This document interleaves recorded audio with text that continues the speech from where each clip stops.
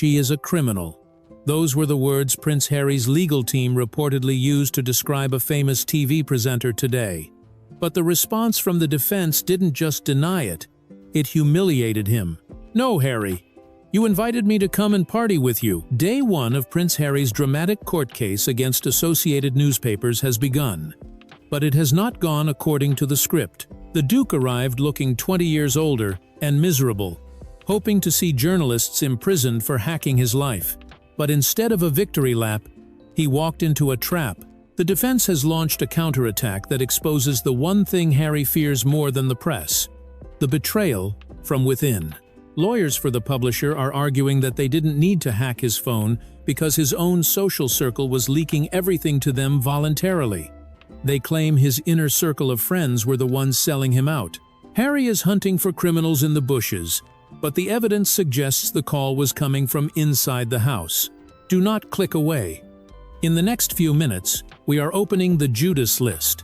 We will reveal the truth about the Flight 2007 records involving Chelsea Davy, expose the Bougie's nightclub connection, and explain why the woman Harry calls a criminal was actually on his own guest list.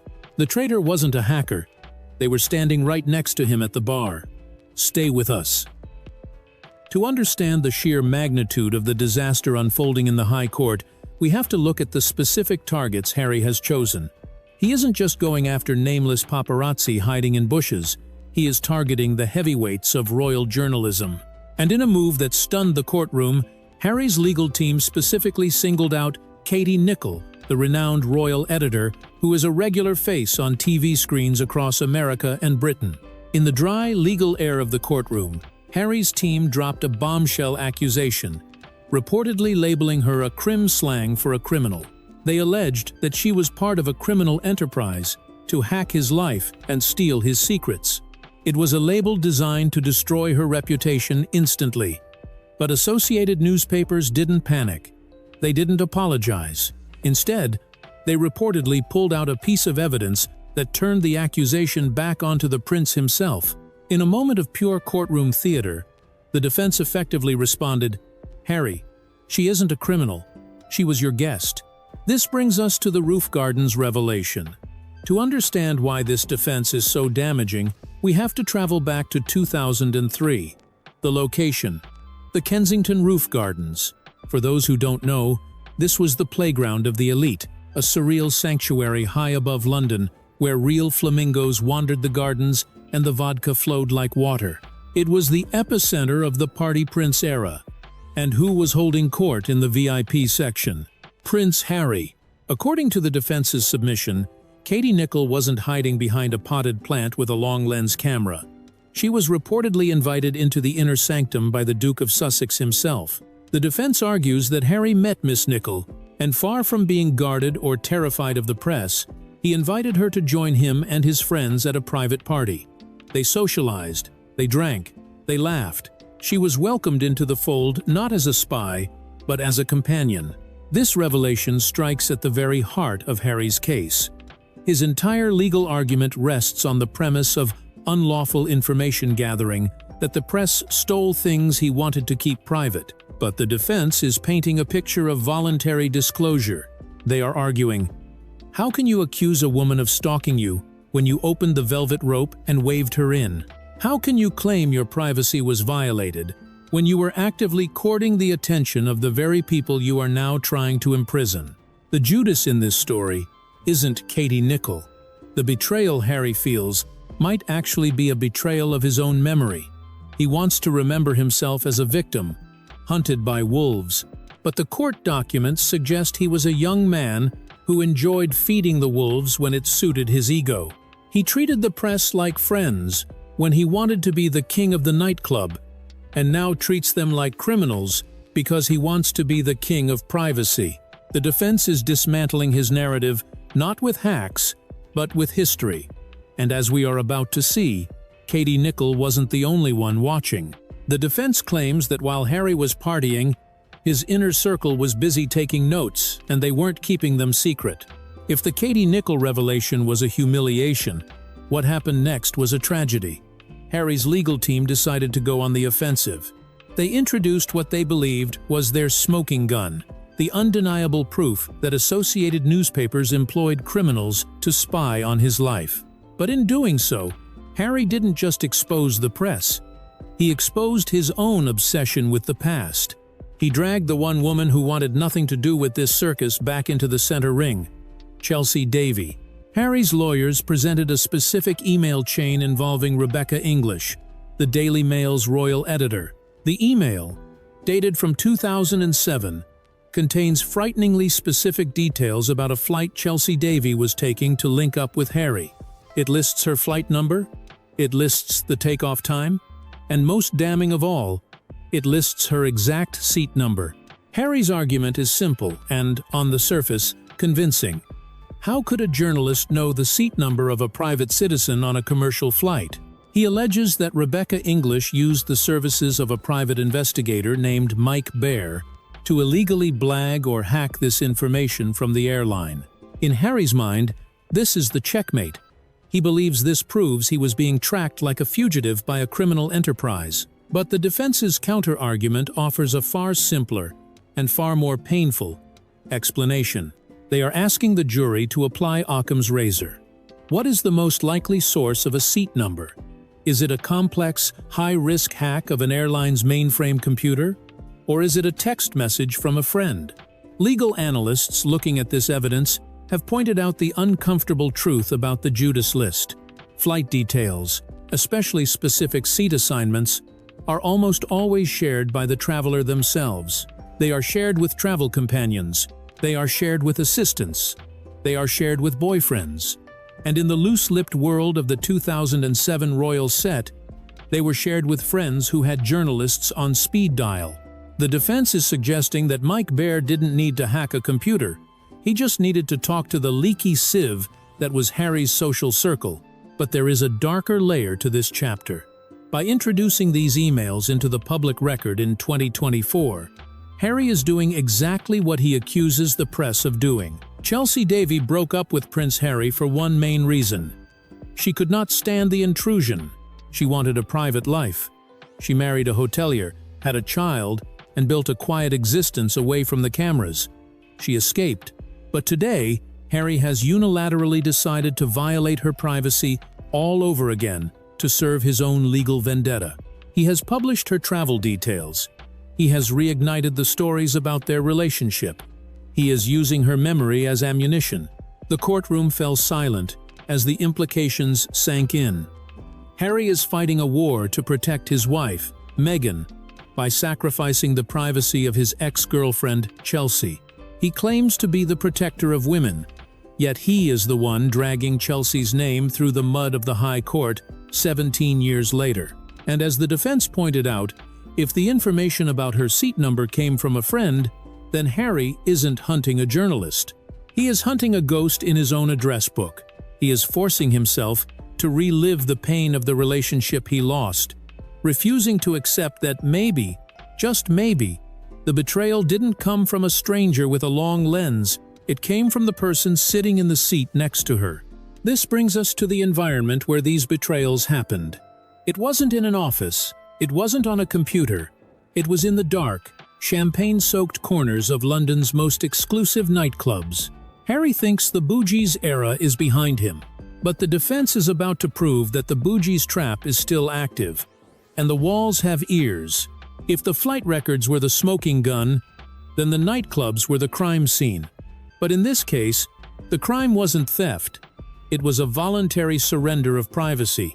To understand the defense's strongest argument, we must transport ourselves back to the sticky floors and VIP booths of London's most exclusive nightclubs, Bougies and Amica. For years, Prince Harry has argued that the press knew his movements before he even arrived at a venue because they were illegally intercepting his voicemails. He believes he was being tracked by a digital surveillance state. However, the defense presented by Associated Newspapers offers a much more analog and, frankly, more embarrassing explanation. They argue that Harry wasn't living in a surveillance state. He was living in a goldfish bowl of his own making, surrounded by people who viewed his secrets as currency. Lawyers for the Daily Mail explicitly stated in court documents that the articles in question were sourced entirely legitimately from information provided by contacts. And who were these contacts? They weren't faceless hackers. The documents list individuals in the Duke of Sussex's social circles, freelance photographers, and even friends of the prince. The defense focused heavily on Katie Nicholl, the journalist Harry accused of criminal behavior. They stated that Miss Nicholl had excellent contacts at the nightclubs Bougies and Amica. These weren't spies. They were bartenders, promoters, and fellow partygoers.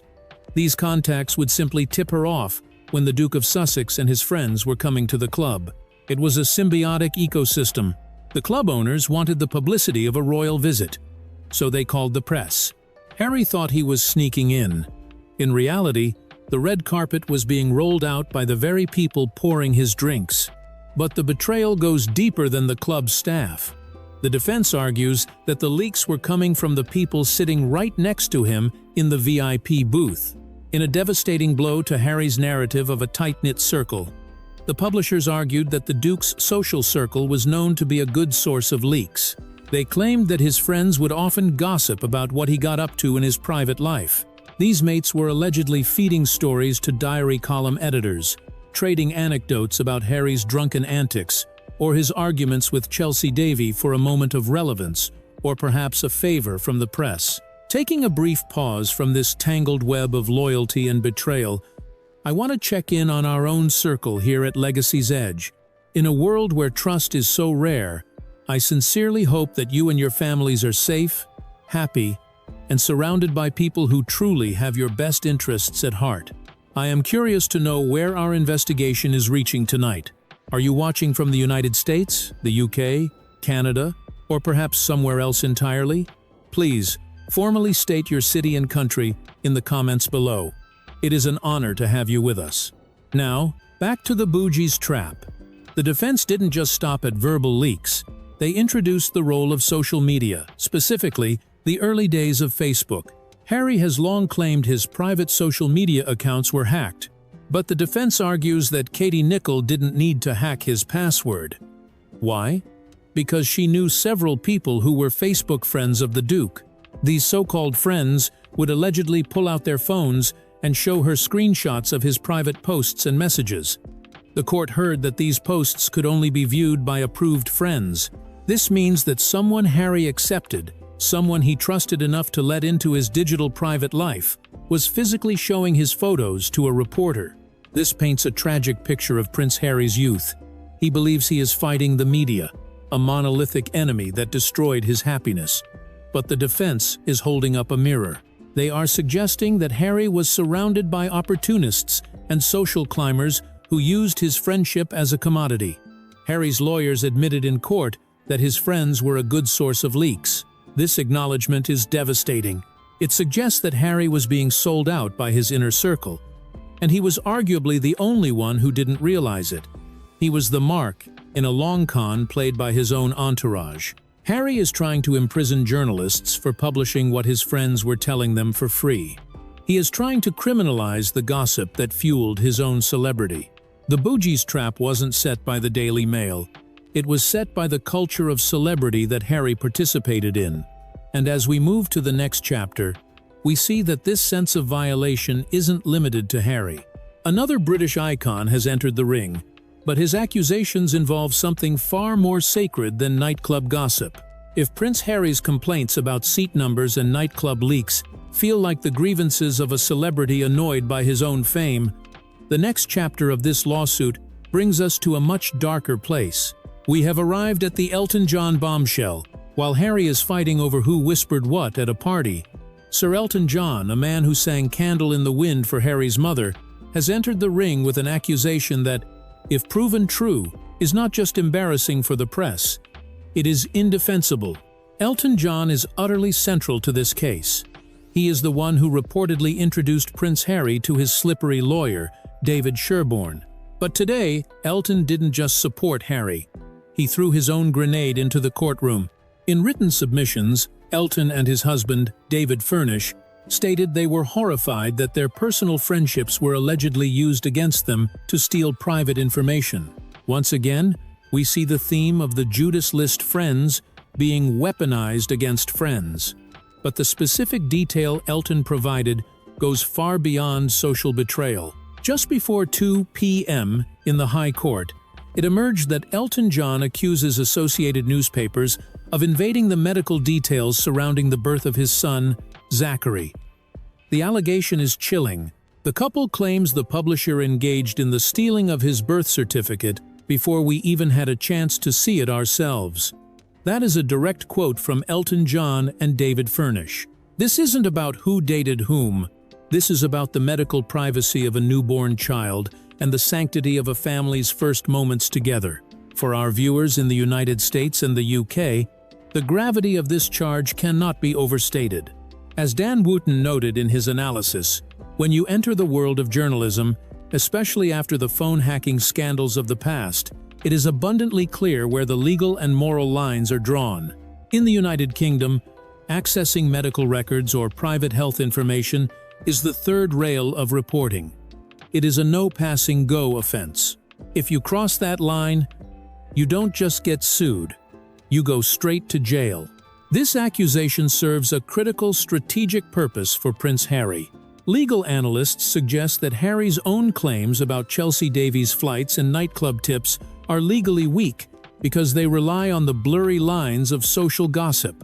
By attaching himself to Elton John's case, Harry is effectively using the Rocket Man as a human shield. He is hoping that the judge looks at the horrific nature of the birth certificate theft and assumes that all the claims, including Harry's, are part of the same criminal enterprise. But there is a catch. While the accusation is explosive, the defense has already begun to chip away at it. Experts have pointed out that a birth certificate is technically a public document in the UK, available from the Register Office if you know the identity of the child. The question will be how it was obtained. Was it a reporter doing due diligence, or was it a scumbag journalist stopping at nothing to get a scoop, as suggested by commentators? Regardless of the legal technicalities, the presence of Elton John raises the stakes to the stratosphere. It transforms the case from a prince whining about paparazzi into a music legend fighting for his child's medical privacy. If the Daily Mail loses this specific count, the damages could be catastrophic. But if they win, if they prove that even Elton John's claims are exaggerated or false, then Harry loses his most powerful ally. He will be left standing alone in the witness box, with nothing but his own memories and a list of friends he no longer trusts. And as we move to the next part, we must ask, is this crusade really about justice, or is it a desperate attempt to rewrite a narrative that has spiraled out of control? Because while Harry attacks the press, the mirror is reflecting a man consumed by revenge. As we analyze the wreckage of this courtroom disaster, we must ask the question that is haunting royal watchers around the globe. Why? Why is Prince Harry subjecting himself to this? Why is he spending millions of pounds and risking his reputation to fight a battle over 15-year-old nightclub gossip and flight seat numbers? The answer, according to veteran observers, isn't just about justice. It is about revenge. When Harry arrived at the High Court for day one of this dramatic case, he didn't look like a man confident in his victory. As Dan Wootton bluntly observed, Harry arrived looking 20 years older, follically challenged, and miserable. This is the physical toll of a man consumed by a vendetta. He views himself as a dragon slayer, a hero destined to take down the tabloid beast that he blames for his mother's death and his wife's unhappiness. But in his quest to slay the dragon, he has become blind to the reality of how the game is actually played. Harry has established a pattern of trying to destroy anyone who challenges his narrative. He tried to have Piers Morgan locked up. He tried to destroy Dan Wootton with spurious claims. And now, he is targeting Rebecca English and Katie Nicholl, accusing them of criminal behavior for simply doing their jobs. But this scorched earth strategy has revealed a devastating hypocrisy, a broken mirror, where Harry sees crimes, but the world sees only his own paranoia. The most damning example of this is the story of Megxit itself. Harry has previously tried to suggest that the explosive story revealing his plan to quit the royal family was broken using illegal methods, perhaps by paying a public official. He claimed he was a victim of unlawful information gathering. But the truth, revealed by insiders, cuts much deeper. The source for that story wasn't a hacker. It wasn't a private investigator in a trench coat. It was reportedly a staff member working directly for Prince Harry. Let that sink in. The biggest leak of his life, the story that changed the monarchy forever, came from his own payroll. Yet, Harry stood in court and stated he finds it deeply troubling that newspapers use phrases like sources and friends as a device to hide unlawful behavior. This is what critics call highly intellectually dishonest. Harry is trying to criminalize the very nature of journalism because he cannot accept that the people around him, his staff, his friends, his inner circle, were the ones talking. He wants to believe in a grand conspiracy of wiretaps and hackers because the alternative is too painful to bear. They just didn't keep his secrets. Harry's lawyers argue that relying on friends is suspicious. But, as the defense pointed out, people will not go on the record if their name will be published. Protecting a source's identity is not a crime. It is the bedrock of a free press. And in the case of Megxit, the story was undeniably in the public interest. Harry and Meghan were actively working to undermine the institution, and the public had a right to know. But Harry refuses to see this. He is trapped in a revenge fantasy, where every headline is a crime and every reporter is a villain. This obsession has aged him. It has isolated him, and it has led him to this disastrous moment in the High Court, where he is accusing a TV presenter of being a crim, while the defense holds up the guest list to his own party. He is fighting a war against a reflection he no longer recognizes. He wants to be the dragon slayer, but he is slowly realizing that he might just be a man shouting at a mirror, furious that the image staring back is aging, angry, and alone. And as we move to the final chapter, we have to ask, when the gavel finally falls, will there be anyone left standing by his side? As the doors of the High Court close behind Prince Harry, we are left with a picture not of a victor, but of a man standing alone in the ruins of his own relationships. The financial stakes of this legal war are terrifying, with costs estimated to approach £40 million if the case drags on. But the personal cost is far higher. Harry came here to expose the criminals in the press, but instead, he has inadvertently exposed the Judas list. The reality that his own friends and staff were the ones leaking his secrets. The life lesson here is brutal but necessary.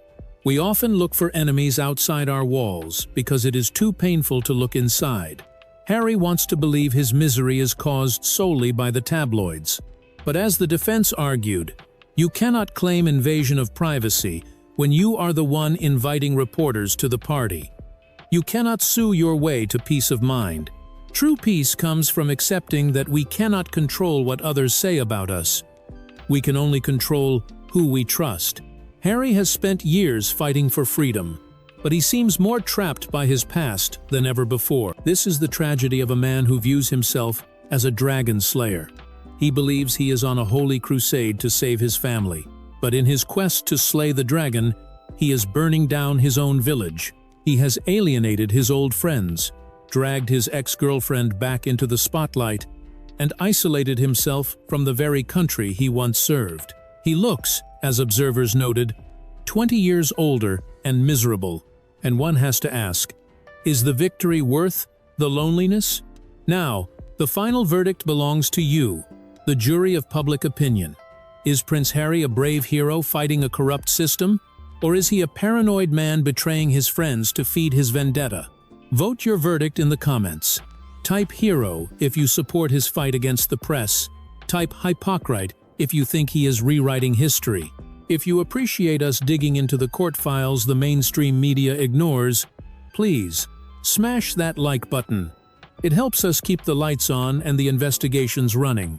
Don't forget to subscribe to Legacy's Edge and ring the bell so you never miss a briefing. The court case continues, and so will we.